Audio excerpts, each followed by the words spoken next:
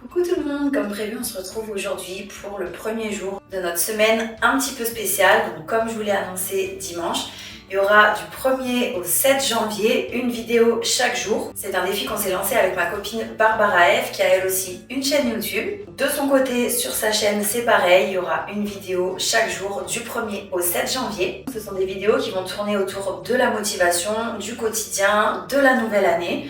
Vous avez compris un petit peu le concept. Et donc aujourd'hui, j'ai décidé logiquement de commencer par le commencement, à savoir mes objectifs pour cette nouvelle année 2026 et mon vision board que je fais tous les ans début janvier. Alors comme chaque année, j'ai pas vraiment de résolution, c'est pas trop mon truc.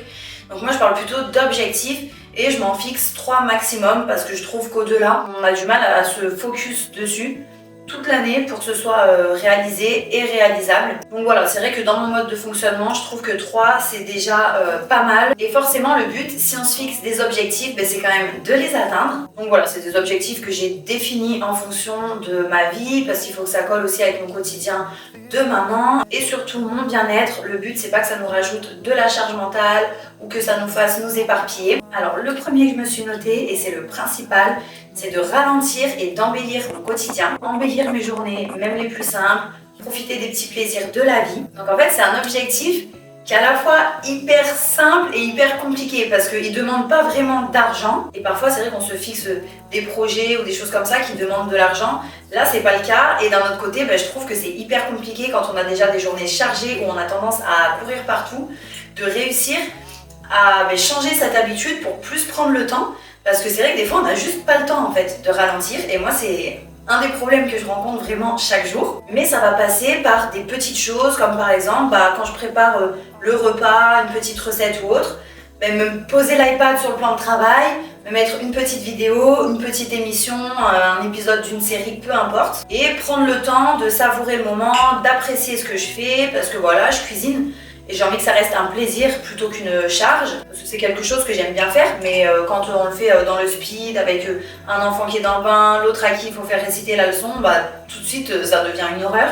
Et j'aimerais vraiment, même si c'est juste 20 minutes, ça peut être 20 minutes pendant lesquelles je mets un petit dessin animé aux enfants. Avec moi aussi, ma petite émission à regarder. J'aimerais plus régulièrement aussi m'acheter des fleurs, ça me fait plaisir.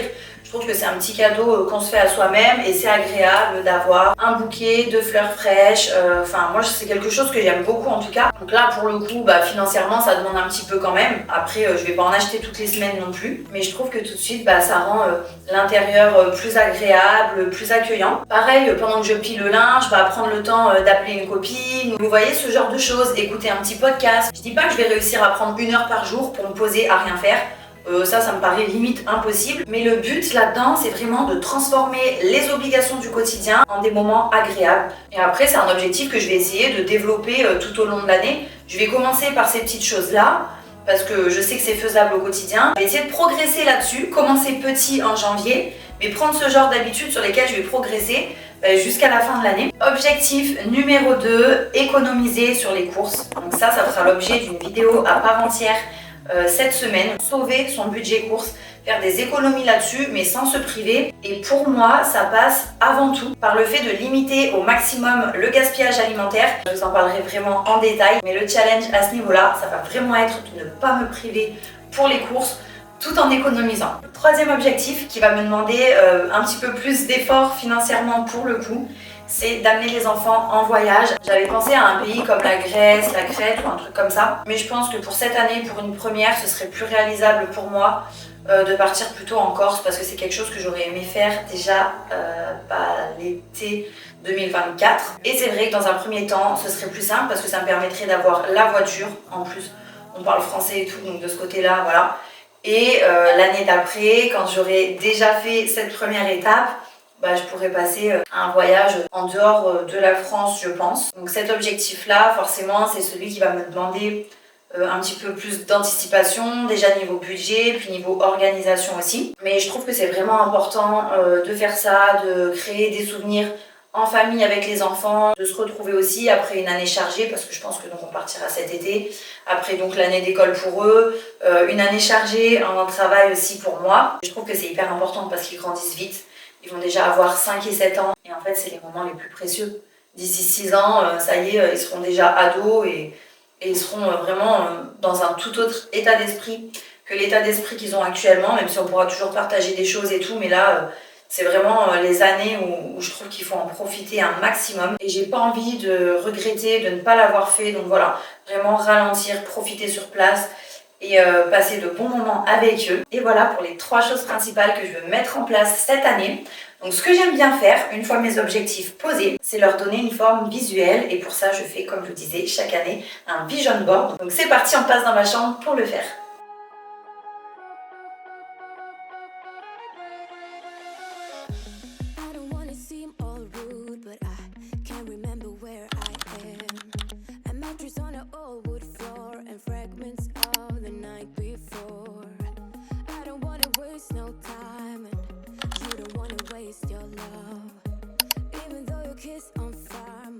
Me voilà dans ma chambre, j'ai fermé le rideau derrière pour que vous puissiez un petit peu mieux me voir. Pour les personnes qui ne connaissent pas le principe du vision board, je vous explique rapidement, c'est tout simplement un tableau d'inspiration dans lequel on va coller des images, des mots, des ambiances. Donc vous pouvez le faire format papier.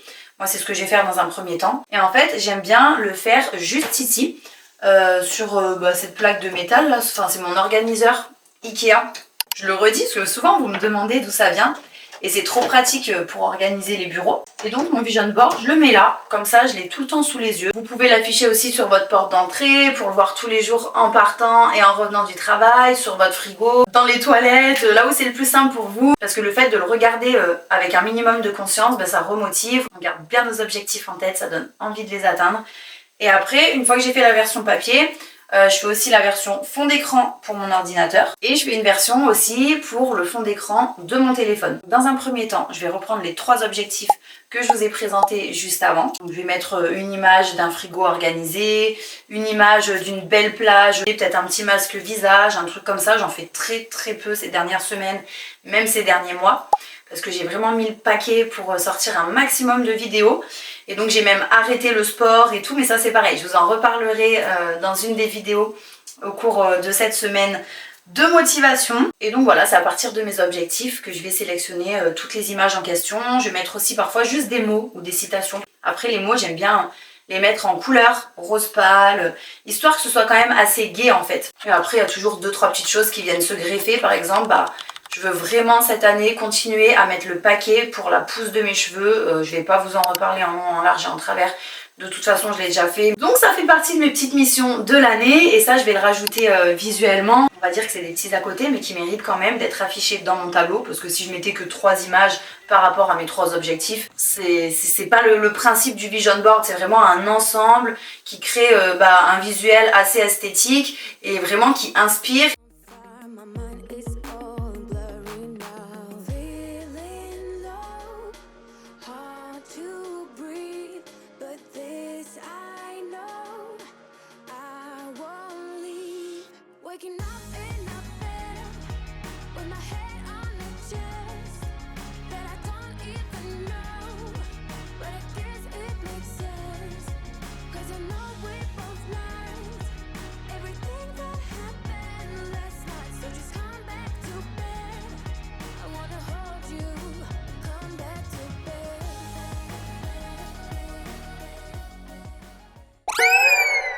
Ça y est, j'ai sélectionné toutes mes images, je suis trop contente. J'avais presque plus d'encre, mais c'est passé au final. Une fois que je les ai sélectionnées, je les mets en page via l'application Canva.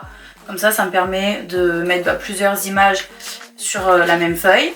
Donc là, je vais plastifier tout ça. Une fois que ce sera plastifié, je les découpe une par une et je les mets en place sur mon panneau d'organisation au niveau du bureau. Comme je vous disais, j'ai sélectionné en fonction de mes objectifs et d'autres plutôt en fonction des couleurs. Notamment, vous voyez celle-ci avec le vert, un peu vert sauge, vert pâle. Ça, c'est pour un petit projet déco que je vais mettre en place chez moi au printemps et que je vous montrerai bien sûr, mais je vous en dirai plus à ce moment-là, qui va être dans les tons verts comme ça. J'ai trop hâte. Vert un peu du printemps quoi, vous voyez. Après j'ai mis pas mal de petites touches de rose, notamment au niveau des citations ici. Là pareil, je voulais des petites touches de rose parce que j'ai mis donc sur l'étagère au-dessus de mon bureau ma petite caissette dans laquelle je mets mes lunettes qui est rose. Je voulais que ça fasse un petit rappel et ça ressort plus donc sur mon mur blanc. Et voilà, ça a un côté vachement féminin. Moi, ça m'inspire, ça me motive.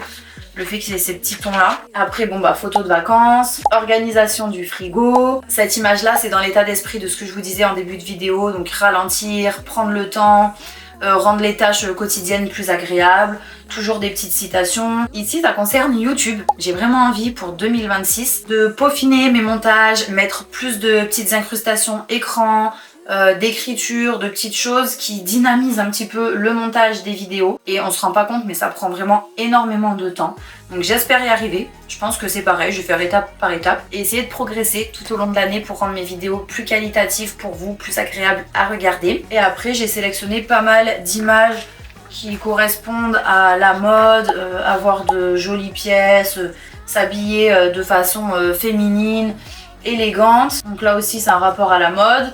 Mon objectif cheveux que j'espère atteindre. Et ça va être inspiration, travail, vraiment me poser, m'organiser, mes petites affaires, mes petits carnets, des accessoires de papeterie qui me motivent à s'investir, à être disciplinée, rigoureuse et tout. Ça aussi, ça fera l'objet d'une vidéo cette semaine parce que je trouve que c'est hyper important de se motiver avec des petits objets, pas spécialement chers mais qui vraiment nous plaisent pour rester vraiment discipliné. Donc c'est parti, je mets en place tout ça.